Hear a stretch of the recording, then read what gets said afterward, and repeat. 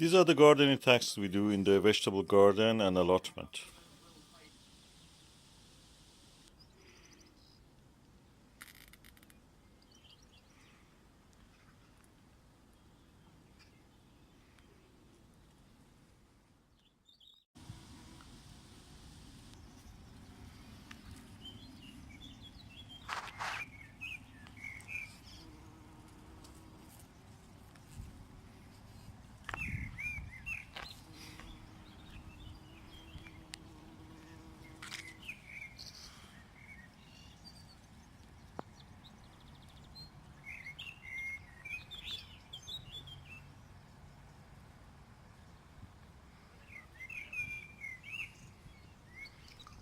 The bees are back.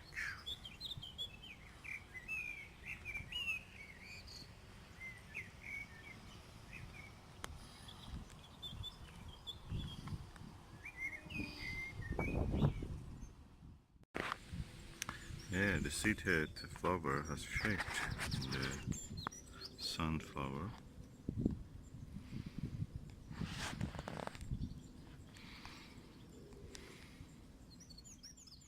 My wife knows Cholzoding for a few years now, since 2012 probably. And we decided to grow a lot of our crops in his way. This is slug. It's getting wet now, the things are coming. And we decided to name this bed after Cholzoding. This is a Nordic bed. We have followed his advice. First we grow the in the beginning of the season we just add some compost. We never dig this bed. Then we grow things that are in the season, for example lettuces and flowers for pleasure, as you can see. And then what we do when the crop is in its way, we also follow the advice that he gives on cutting the flowers in a way that will encourage more growth. So from the lower parts to the top part, of course we have planted a few, which is more than what we can eat actually, so there's plenty here. At the same time we are growing also multi-sow, and at the same time also doing some intercropping, interplanting. So this is a crop which will come up in late July. We will remove them probably by late July or August. And then between them we have other plants, that is the leek, which is growing for through the winter. And so have sunflowers also, beautiful flowers just for the pleasure, as we have seen in his garden in the Somerset, homemaker in the Somerset. Very good idea. I think that many people also have benefited from his method. Said, don't pop my cherry. What do you mean by don't pop my cherry? Is it English term? No, it's American. What that mean? It means, When they're... I think the viewers should go and look it up. Okay, don't pop my cherries. Yes. You have to look for it. And they say on Little Amigos. Okie doke. When is the best time for watering the plants? Early morning or late evening is the time usually we water our plants, or during the day. If you water your plants during the evening hours, because the night will be close and the temperature will fall, you will have more moisture gradually forming in the air. Cold weather, a little bit colder weather, and that creates a damp atmosphere, and what will happen is that you will end up with a powdery mildew or botrytis, worse. It's disease which kill your plant, fungal disease.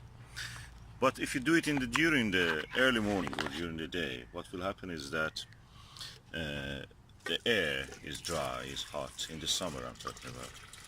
And what will happen is that there is not much moisture in the air in that sense. So there is no danger for having any botrytis or any other disease like powdery mildew. So the best time is early morning. And we are now doing in the early morning some watering.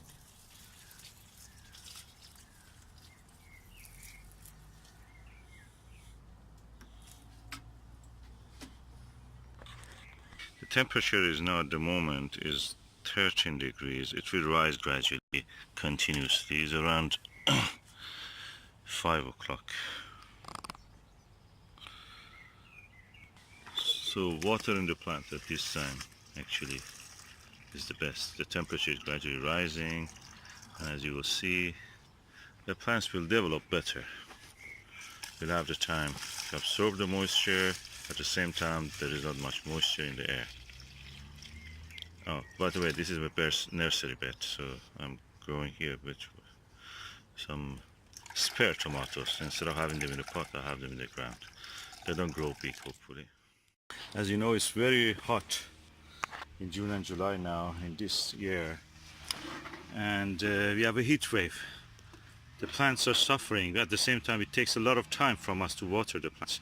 So what I'm doing is that this is a technique the old gardeners probably used it, but I saw a grow assist water box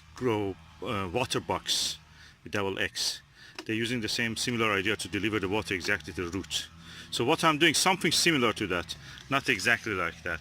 I'm using bottles cut at the top, so we use it like a funnel, the depth of it at the soil, inside the soil, and just delivers the water to the roots. These are some of the cloches that we were using. These are just normal water bottles, water cooler bottles.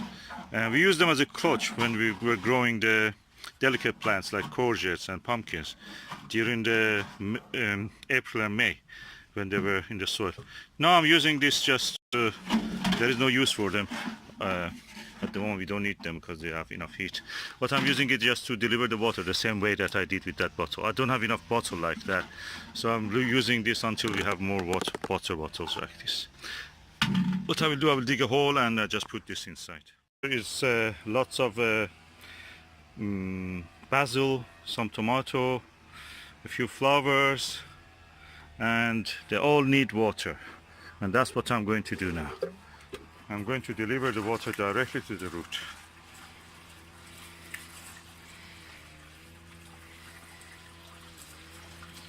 And we will see the difference later.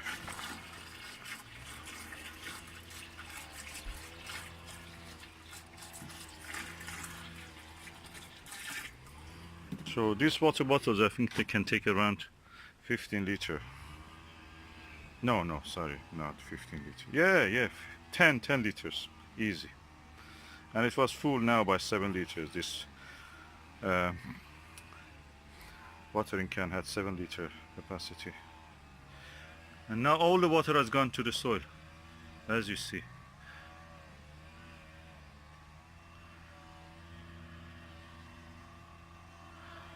It's delivered. That encourages the roots also to go deep and search for the water.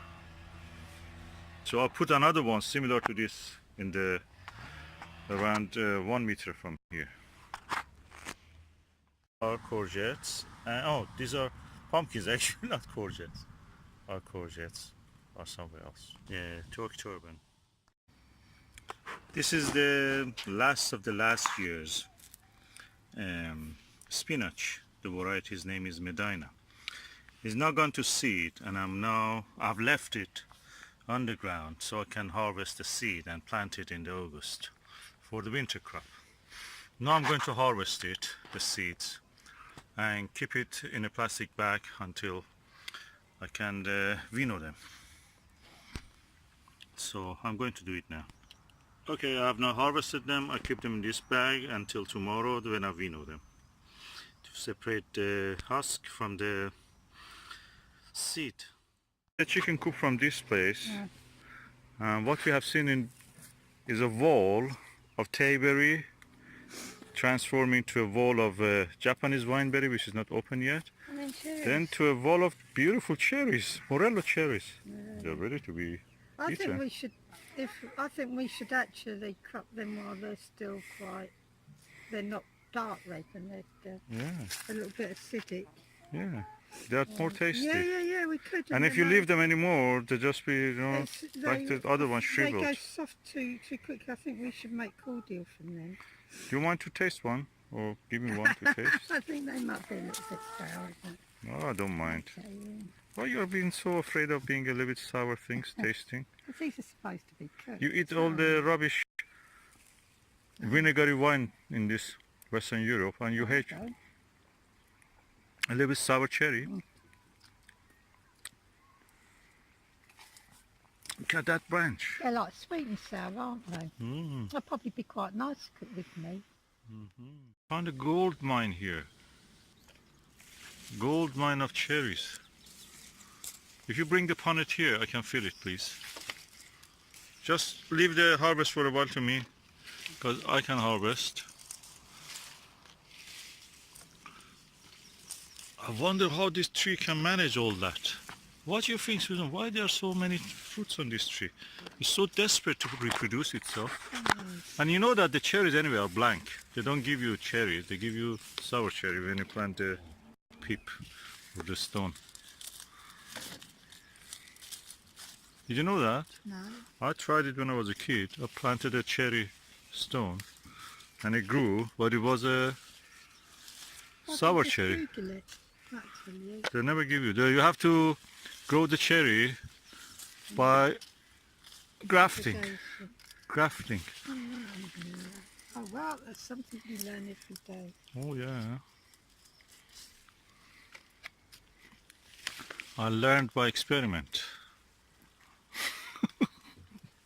As a kid I was experiment. Susan, you know, I'm getting tired of harvesting. Yeah. So much joy. Oh, dear. it's getting painful. There's a whole punnet just from that. Just one branch gave us one punnet. This branch was, oh, they're falling. I've trapped. Well, I've trapped between the branch. Like to,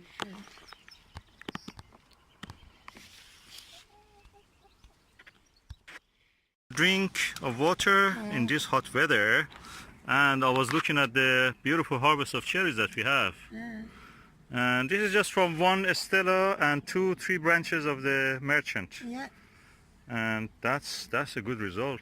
yeah, and that's the So second half. we have around, I think, 11 more trees to go. We have cherries. indeed. And as you can see here, we have even 3 more Morello cherries. These are sweet cherries, of course. We go and enjoy them. Yeah, let's go. One egg also. Yes, that's my little friend Amigo. My little den sheep, this one that follows me around. Hmm. Keep it in the cool bag. Yeah.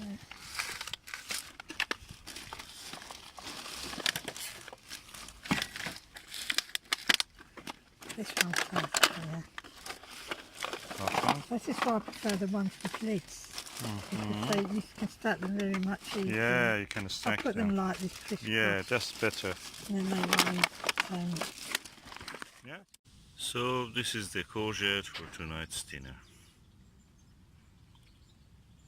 The end of it has really gone hard. The flower end. What is there? Oh, it's open seed. That's strange. Never seen like that. You have to investigate why the seed head is open. We are going to have a very hot summer, as we had in June and July. Completely dry weather. So I saw that the local nursery sells the some cucumbers very cheap, 20 pence. About 12 of them. I planted a few of them in the Polytunnel. I dug a hole here, and I do the rest outdoors probably. The varieties are Telegraph and the Ridge. So I just remove it from the pot and plant them. They look healthy. I've seen them when they were growing from seed, so this is grown by them. They're quite healthy. And it's going to be a hot summer, long hot summer. Why not use it? Use the summer to grow more cucubrite, as they call the family of the plants, which include cucumber and pumpkins and courgettes. And this telegraph one is going now into the soil in the polytunnel, besides some 4 or 5 other ones. When you have a strawberry, you can actually use it in many different ways, jams and other things. You can keep them for the later times, autumn and winter, but immediately you can use them also fresh or eat them with the ice cream. That's what I've done today. And the ones I picked today were a bit unripe, so I'm just using them with the ice cream. This is a real dairy milk ice cream, unlike the other ones that you can find in shops. Those ones are made by a patent by Maggie Thatcher. They're made from whey instead of the milk. So you see that they're very puffy and so this one is real dairy milk from Scotland, where the Maggie Thatcher probably was not able to touch there much. Yeah, allotment food, the egg from our chickens, the new potatoes, cheese we have made, the first of the tomatoes, and lettuce from our own allotment. The only thing here is the olive, which we have not grown in our own allotment, and of course rice. The peas are all. So, allotment food. That's the best thing to show about the tour of an allotment. Allotment on a plate.